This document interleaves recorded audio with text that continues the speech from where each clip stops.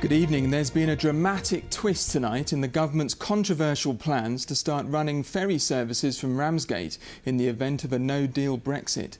Just moments before councillors voted on cutting funding for the port, the Transport Secretary, Chris Grayling, stepped in to keep his plans alive. Ministers want to start a ferry service from the town if cross-channel traffic through Dover is disrupted after Brexit. Sarah Smith reports. It's a month since the Department for Transport gave a £13.8 million deal to a company called Seabourn to run ferries out of Ramsgate. The plan to take pressure from Dover in the event of a no-deal Brexit. The problem, the company has no ferries. Meanwhile, Thanet District Council has been paying hundreds of thousands of pounds a year, keeping the port ship ready.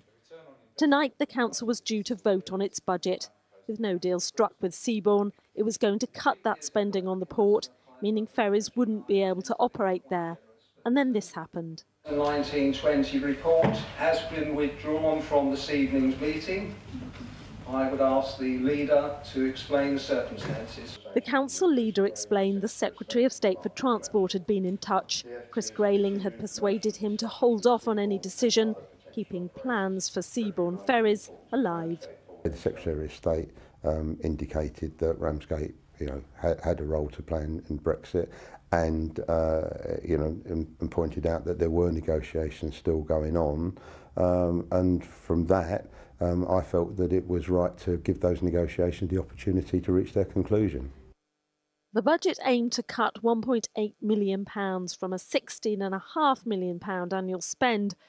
£730,000 was going to be saved at the port. Now the whole budget has been postponed. All of that money could all be better used, in my opinion, to really regenerate Thanet and really to do some proper work around economic regeneration. Not a penny of that money is going to find its way into the local economy.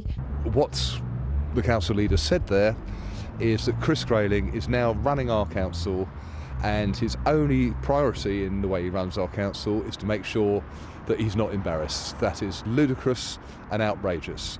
But the council leader says he believes a deal is close and ferries will soon run again from Ramsgate. Well, Sarah Smith is in Margate where the meeting took place, and Sarah, tonight's turn of events is, well, it's quite a shock, isn't it? It's extraordinary. Yes, everyone thought this was deadline day for Seabourn to come up with a solid plan for how it was going to run ferries, and without that plan, the council was going to pull the hundreds of thousands of pounds a year that it spends keeping the port ferry ready.